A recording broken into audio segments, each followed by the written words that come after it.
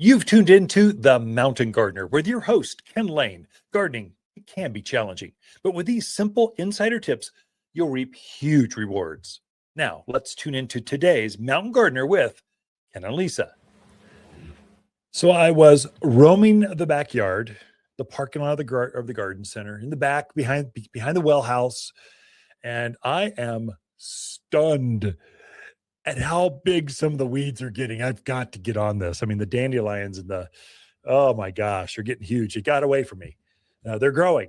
They're actively growing. So the weeds are starting to wake up. And you're starting to see this on your fruit trees. The buds are starting to wake up. I'm seeing the Oregon grape hollies.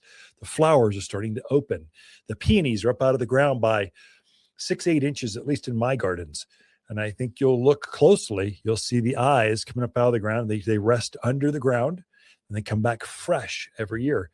Spring is here. It feels like last year it would have been middle to the end of February before you saw this. Well, now it's at least 3 weeks early this year. So we're seeing spring. It's been so nice. And so I love it. I'll take it all day long. We do need one last big storm to hit us. That would be kind of nice with moisture. That would be great. I don't like cold for just cold's sake, but cold with a storm. Oof, that makes the forest happy. Hydrates everything. So for your native evergreens, I'm advising right now, when we have a warm winter like this, the bugs are bad. And we are seeing aphids on the pine trees right now. So we're already spraying some at the garden center. And I think if you look, you might see those. What that also means is the bugs you don't see will be bad. And so the bark beetle, the ips beetle, the flathead borers, the scale on the pinyon pines, your native plants will be at high risk this year. If you've got native trees at all, I would say treat them, or they'll just decimate them. And so a bark beetle is cutest little beetle. It's black. Maybe it's a 1/4 inch long. And you wouldn't think they could take down 100-foot ponderosa pine, but they come in colonies or groves and they cut underneath the bark and they just turn that cambium layer, the sweet bark just underneath the wood, just underneath the bark. That's their favorite. And they just turn it to Swiss cheese. Until finally, you might as well have just taken an axe and cut the bark all the way around that tree till no nutrients can get up top and the tree dies from basically starvation. They're going to be bad. I'm telling you, I've seen this before. This is not my first time around with this kind of season. Treat them well. And a pinyon pine that's got some girth on it, some size, these evergreens that are so beautiful. Some of you built your patios around these native trees. They cannot be replaced. I mean, they're 200 years old. They'll never be replaced in even your grandkids' time. And so really take care of those, take notice. So when we have a harsh winter, the bark will actually freeze and it kills back many of those beetles. And so we get a reprieve. When it's warm like this, they stay active. They start earlier. And so we've not quite seen pinyon pine scale, but we're starting to train our staff, just going, okay, here's what I think is going to happen. Be aware from that first baggie of white cottony egg casings that are classic pinyon pine scale. We know how to treat those. And so we're kind of the plant doctors for the region. And so people come to us for, hey, is this dangerous? Yeah, it's dangerous. What do you do? Should I do something? Yeah, you should really do something before it kills a tree. Here's what you do. And so right now, I would say, if you've got any natives, I would say oaks to junipers to pines, fertilize them now, right now. Like time is of the essence. Use the 7-4-4 all-purpose plant food. And here's why I say that. It seems like it's a little bit early. We're only 2 months into this year. Okay, I get it. But these plants only typically they flush growth one time in spring, and that's it. So if you can put that fertilizer, the plant foods, down underneath the drip line, the outer branches of that tree, as they wake up, so as we get storms, as we get some weather, it's going to release a little of this all natural food. It's organic.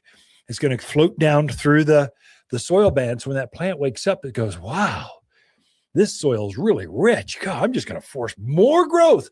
Plus, you've got another month and a half to 2 months worth of bud growth. So those buttons on the end of the branches, that's what's going to elongate. You still have time to put some food down there and make that button, that new candle growth bigger, juicier. It'll elongate. The bigger, chubbier it is, the more growth you'll have. And so you can grow your way out of a stressed tree, but you need to time it. You need to work with the environment, not against it. Once it's already elongated, it's too late. It's not going to grow again until next year. But you can put stuff on now and you still have time to really make a change for the health of that tree. It does two things. It makes the new growth better, richer, stronger, better color. It also, right after that, the trees put on a new ring of wood. And so if you can make that tree really robust and it can really push some new growth, then put on a bigger ring of new wood, they can compensate for bark beetle damage. And so a healthy tree goes a long ways, but I think we'll see more stress. I hope we don't lose some trees. That's my fear. Then we have a fire problem, just all kinds. It's a trickle down thing. So take care of them. So I'd say you can finish your pruning right now. And if you see, you can start planting now. We've got some fruit trees. We were stocking up now. We've got our first loads of spruce trees and pines. We've got our first load of flowers. So it's starting to happen. So, and every week we'll have another truckload of plants. I mean, like we got 2 acres to fill up here. So you can't just do that all at once. It's pretty much a semi at a time. You just have from different farms. You're trying to get every department going. I will give you an invite. It's kind of a new, just words going out now. We'll have our ad program going out probably next week. But Spring Open House is going to be a hoot. For 64 years, Waters Garden Center has been gardening in the area. And so this will be our 64th Spring Open House. We call it a flower and fountain festival. So we start to introduce the new plants. So we'll have some brand new colors you've never seen. Actually, some brand new life you've never seen. New plant types or a dwarfed variety of that thing. So we're breeding plants, growing them, and then introducing them starting the spring. And that invite. So our growers will be here. We'll have different manufacturers. Some of the folks that make our fertilizers, they'll be here.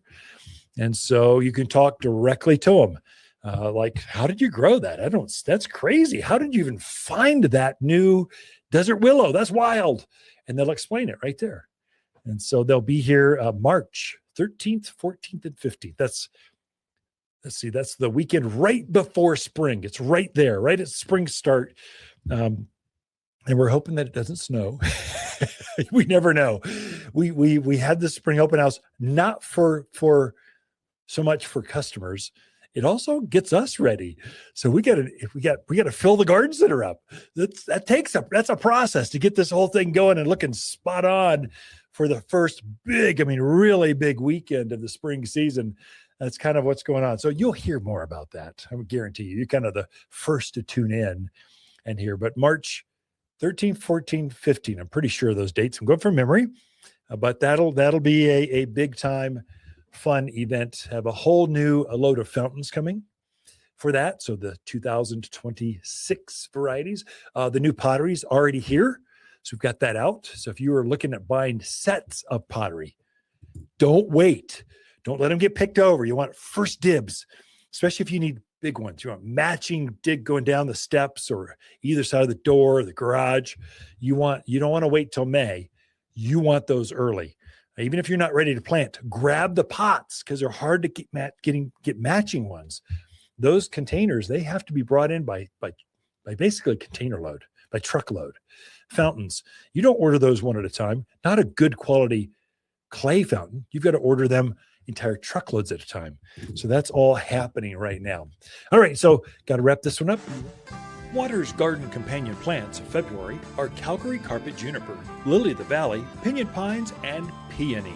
Your grandmother would fall in love with these larger peony with so many colors to choose from. There's nothing like the enormous flowers to add stunning pops of color. Endearing springtime blooms are more than fragrant with luscious double flowers. Shop the most perennial peonies in Prescott by store or online at watersgardencenter.com. For a more fruitful garden, increase success in the landscape that just feels better, then tune in daily to the Mountain Gardener podcast. Subscribe through your favorite podcast streamer or visit watersgardencenter.com. Better yet, visit me directly right here at Waters Garden Center. Thanks for tuning in.